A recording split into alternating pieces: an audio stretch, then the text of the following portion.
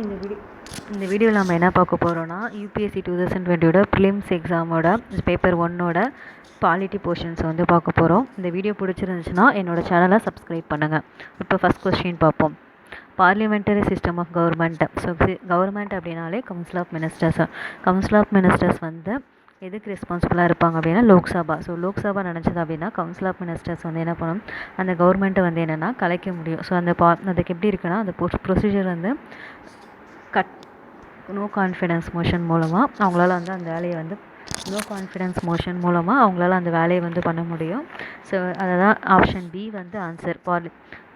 the government is responsible to the parliament and it can be removed by it. So answer, இந்த கொஷனுக்கு answer வந்து B. இப்போ next question வந்து நம்ம பார்ப்போம். இதில் வந்து என்ன சொல்லியிருப்பாங்க அப்படின்னா, இதில் ஒன்று ஞாபகம் வச்சுக்க வேண்டியது, கவர்மெண்ட் அப்படின்னா கவுன்சில் ஆஃப் மினிஸ்டர், அதுக்கப்புறம் பார்லிமெண்ட்டுன்ற லோக்சபா. ஸோ அவங்க ரெண்டுத்துக்கும் அக்கௌண்டபிலிட்டி அப்படின்றது ரெஸ்பான்சிபிள். ஸோ இதை மட்டும் நீங்கள் ஞாபகம் வச்சுக்கோங்க, நான் மறக்கக்கூடாது. இந்த மிச்சம் இருக்க 3 ஆப்ஷன்ஸுமே வந்து வராது. ஸோ 3 ஆப்ஷனுமே ராங் ஆப்ஷன்ஸ். ஆப்ஷன் பி மட்டும் correct answer. So next question பார்ப்போம்.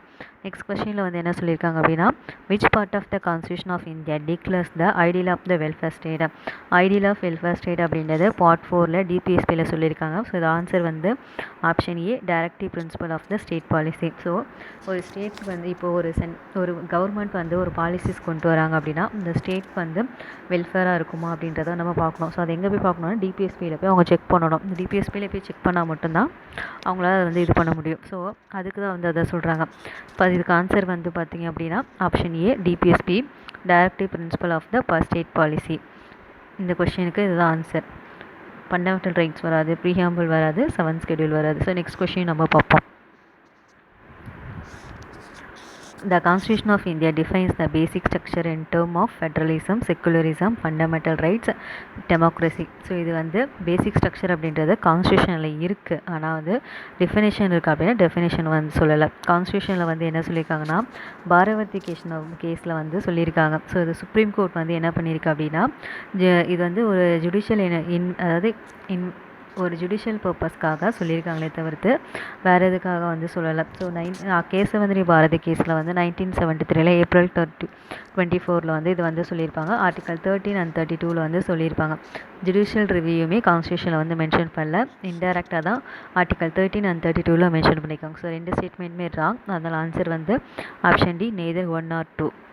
ஸோ இந்த கொஸ்டின் ஞாபகம் வச்சுங்க. ஏன்னா ரெண்டுமே வந்து பேசிக் ஸ்ட்ரக்சரும் சரி, ஜுடிஷியல் ரிவ்யூவும் சரி கான்ஸ்டியூஷனில் வந்து மென்ஷன் பண்ணல. ஸோ ரெண்டுமே வந்து பாரதி கேஸ் வந்த கேஸ் வந்த பாரதி கேஸ் இருக்குல்ல, அந்த கேஸ் மூலமாக வந்தது தான். ஸோ அதுக்கப்புறம் ஜுடிஷியல் ரிவ்யூமே ஆர்டிகல் 13 அதுக்கப்புறமா 32 இது ரெண்டுமே இன்டெரக்டாக சொல்கிறாங்களே தவிர்த்து டைரெக்டாக கான்ஸ்டியூஷனில் வந்து எங்கேயுமே வந்து மென்ஷன் பண்ணல. ஸோ இப்போ நம்ம நெக்ஸ்ட் கொஸ்டின் பார்ப்போம். இதுக்கு ஆன்சர் வந்து டி.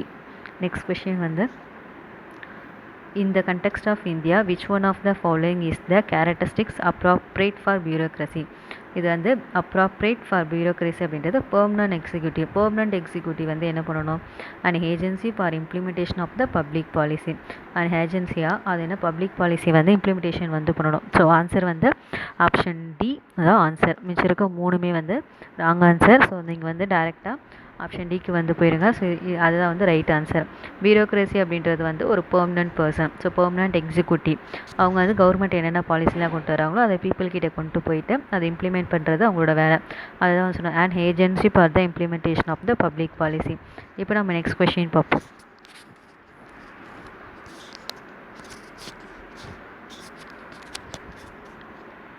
நெக்ஸ்ட் கொஷினில் இப்போ இதில் என்ன சொல்லியிருக்காங்கன்னா, ப்ரீஆம்பிள் வந்து சொல்லியிருக்காங்க. ப்ரீஆம்பிள் வந்து கான்ஸ்டியூஷனில் தான் இருக்குது, லீகல் ரைட்ஸ் வந்து கிடையாது.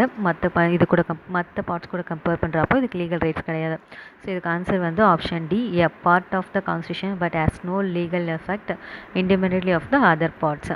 அதாவது ஃபண்டமெண்டல் ரைட்ஸ் கூடலாம் கம்பேர் பண்ணுறப்போ இதுக்கு வந்து லீகல் ரைட்ஸ் வந்து கிடையாது, அதான் வந்து சொல்கிறாங்க. ஸோ இந்த கொஷனுக்கு ஆன்சர் வந்து பார்த்தோம் option D. The preamble of the Constitution of India is a part of Constitution but has no legal effect independently of the other part. இதுதான் வந்து ஆன்சர் இந்த கொஷனுக்கு. நல்லா வச்சுக்கோங்க. ஸோ இது வந்து ப்ரீஆம்பிள் வந்து ஃப்ரண்ட்லேயே கொடுத்துருப்பாங்க. அதில் வந்து சோஷியல் ஜஸ்டிஸ் அந்த மாதிரி கொடுத்துருப்பாங்க. ஸோ அதை கொஞ்சம் நீங்கள் நல்லா படிச்சுக்கோங்க. படித்தா உங்களுக்கு வந்து புரிய வரும். ஸோ நெக்ஸ்ட் வீடியோஸ்லலாம் நான் அதுக்கு அந்த லெசன்ஸ் வந்து நான் போடுறேன். இப்போ இது மட்டும் இந்த ப்ரீஆம்பிள் மட்டும் இன்றைக்கி எக்ஸாம்ஸ் கேட்டிருக்காங்க. ஸோ அது வரைக்கும் ஒரு வரைக்கும் கோ த்ரூ பண்ணிக்கோங்க. ஃபஸ்ட் பார்ட்டில் என்ன சொல்லுங்கள், a part of the constitution but has no, இதுக்கு வந்து லீகல் எஃபெக்ட் இல்லைன்னு சொல்லியிருக்காங்க. பட் இண்டிபெண்ட்லி கிடையாது, லீகல் எஃபெக்ட் இருக்குது.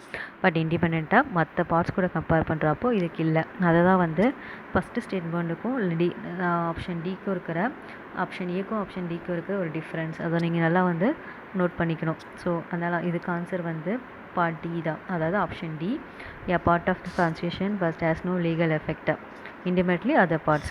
இப்போ நெக்ஸ்ட் கொஷின் பார்ப்போம். பார்ட் 4 சொல்லியிருக்காங்க. பார்ட் 4 வந்து DPSP, directive principle of the state policy. So அதை வந்து என்ன சொல்லியிருக்காங்கன்னா, அது வந்து ஸ்டேட் பாலிசி வந்து கோர்ட் மூலமாக என்ஃபோர்ஸபிள் கிடையாது. ஸோ ஃபஸ்ட் ஸ்டேட்மெண்ட் என்ன சொல்லியிருக்காங்க, they shall be enforceable by court. So first statement வந்து wrong. So first statement wrong அப்படின்னா ஆப்ஷன் ஏ, ஆப்ஷன் சி, அதுக்கப்புறமா வந்து ஆப்ஷன் ஏவும் ஆப்ஷன் சியும் போச்சு. செகண்ட் ஸ்டேட்மெண்ட் என்ன சொல்லியிருக்காங்கன்னா, they shall not be enforceable by any court. So அது கோர்ட் மூலமாக என்ஃபோர்ஸபிள், ஸோ அதாவது பண்ண முடியாது. ஸோ செகண்ட் ஸ்டேட்மெண்ட் கரெக்டாக. The principle lay down on the interest part of the influence of the making the laws by the state. So இது correct. Option D வந்து correct. இந்த கொஷனுக்கு ஆன்சர் வந்து ஆப்ஷன் டி 203. நல்லா ஞாபகம் வச்சுக்கோங்க. 203 வந்து they shall not be enforceable by any court. The principles laid down in this part are to influence the making of the laws by the state. So இதனால் நம்ம ஞாபகம் வச்சுக்கொண்ட விஷயம் option D is the correct answer 203. So first தப்பு, wrong answer. அதுக்கப்புறம் செகண்டும் wrong answer. C வந்து wrong answer. ABC wrong answer. D வந்து கரெக்ட் ஆன்சர். ஸோ இந்த கொஷினை நீங்கள் பார்ட் 4 வந்து கொஞ்சம் நல்லா பார்த்துக்கங்க. ஏன்னா அது உங்களுக்கு நிறைய இடத்துல வந்து, ஏன்னா காந்திஜி காந்திஜியோட நிறைய கொள்கைகள் வந்து அதில் இருக்கிறதுனால அந்த கொஸ்டின்ஸ் வந்து நிறைய இடத்துல வந்து கேட்பாங்க. ஸோ அதனால தான் இப்போ இந்த இதுலேயே வந்து நம்ம பார்க்குறது வந்து இது டேரக்ட் கொஸ்டின்ஸ் அப்படின்றது வந்து ஒரு இதுலேயே 2-3 கொஸ்டின் கேட்டிருக்காங்க. இப்போ நம்ம நெக்ஸ்ட் கொஸ்டின் பார்ப்போம். நெக்ஸ்ட் கொஸ்டினில் என்ன சொல்லியிருக்காங்கன்னா, according to the constitution of India, a person who is eligible to vote can be made a minister. ஒரு பர்சன் வந்து vote பண்ண முடியும்னா அவன் 18 இயர்ஸ் இருக்கணும். அதே மினிஸ்டர் ஆகணும்னா 25+ மேலே இருக்கணும். ஸோ ஃபஸ்ட் ஸ்டேட்மெண்ட் தப்பு. ஸோ ஒரு 6 மந்த்க்குள்ளே ஒருத்தவங்க மினிஸ்டர் ஆக முடியும். பட் வந்து அவங்க என்ன பண்ணணும்னா 6 மந்த்க்குள்ளேயே வந்து லெஜிஸ்லேஷனில், அசம்பிளிலையோ இல்லை ஸ்டேட்லேயோ அவங்க மெம்பராக இருக்கணும். ஸோ ஃபஸ்ட் ஸ்டேட்மெண்ட் ராங்க. ஸோ அதுக்கப்புறமா செகண்ட் என்ன சொல்லிட்டு இருக்காங்கன்னா, according to the representation of the people act 1951, a person convicted of a criminal offence and sentenced to imprisonment for 5 years in permanently disqualified from contesting an election even after his release from the prison. ஆக்சுவலாக வந்து 6 years மட்டும் தான் அவங்களால participate பண்ண முடியாது, மற்றபடி அவங்க participate பண்ணுவாங்க. ஸோ 2 ஆப்ஷன்ஸுமே வந்து ராங். ஸோ ஆன்சர் வந்து பார்த்திங்க அப்படின்னா which of the statements given above is correct கேட்டிருக்காங்க. ஸோ ரெண்டுமே வந்து தான். ஸோ ரெண்டுமே வந்து ராங். ஸோ ரெண்டுமே ஆன்சர் வந்து டி தான் அதுக்கு ஆப்ஷன். இப்போ நெக்ஸ்ட் கொஷின் பார்ப்போம். பிரசிடெண்ட் வந்து பார்லிமெண்ட்டை சம்மன் பண்ண முடியும். அதுக்கப்புறமா வந்து பார்த்தீங்கன்னா ஃபஸ்ட் ஸ்டேட்மெண்ட் வந்து correct. The constitution of India provide for the 3 session. கான்ஸ்டியூஷனில் அந்த மாதிரி எதுவும், அதாவது பட்ஜெட் செஷனோ, மான்சூன் செஷனோ, வின்டர் செஷனோ அந்த மாதிரி எதுவும் கான்ஸ்டியூஷனில் டிஃபைன் பண்ணலை. பட் வந்து என்ன சொல்லியிருக்காங்க அப்படின்னா, ஒரு 2 செஷனுக்கும் கேப் வந்து மோர் தென் 6 மந்த் மேலே இருக்கக்கூடாதுன்னு சொல்லியிருப்பாங்க. மற்றபடி இத்தனை நாள் மீட் பண்ணணும் அப்படி சொல்லல. Second statement wrong, first statement right. There is no minimum number of days that of the parliament is required to meet in year. So இது வந்து கரெக்டாக. ஸோ ஆன்சர் வந்து 1 and 3. இந்த கொஷினுக்கு ஆன்சர் வந்து ஆப்ஷன் சி 1 and 3. ஸோ ஞாபகம் வச்சுக்கோங்க. இப்போ நம்ம நெக்ஸ்ட் கொஷின் வந்து பார்ப்போம். ஆதார் வந்து மோர் தென் 3 மந்த்ஸ்க்கு மேலே நம்ம ஸ்டோர் பண்ண முடியும். ஸோ ப்ரைவேட் கூட வந்து ஸ்டேட்டால் வந்து என்ன டேட்டாவை வந்து ஷேர் பண்ணக்கூடாது. ஃபஸ்ட் ஸ்டேட்மெண்ட் வந்து தப்பு, செகண்ட் ஸ்டேட்மெண்ட் வந்து ரைட். தேர்ட் ஸ்டேட்மெண்ட் வந்து Aadhaar is mandatory for obtaining insurance product wrong. Aadhaar is mandatory for getting the benefits funded out of the consolidated fund of India, right? So answer 2 and 4. Option B is the right answer.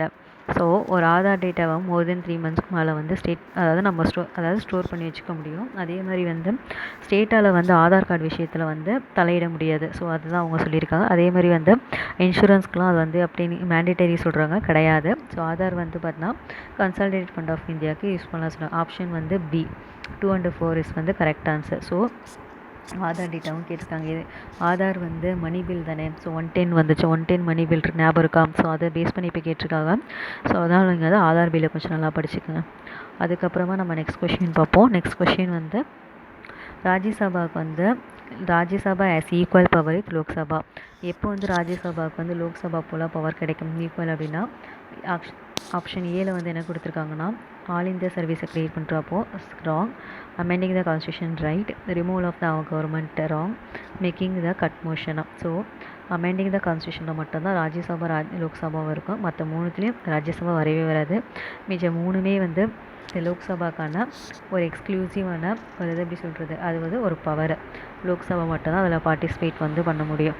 So இதை நீங்கள் நல்லா ஞாபகம் வச்சுக்கணும். ராஜ்யசபாவுக்கு வந்து so இந்த கொஷினுக்கு Rajya Sabha has equal power with Lok Sabha, இந்த கொஷினுக்கு ஆன்சர் வந்து option B, amending the constitution.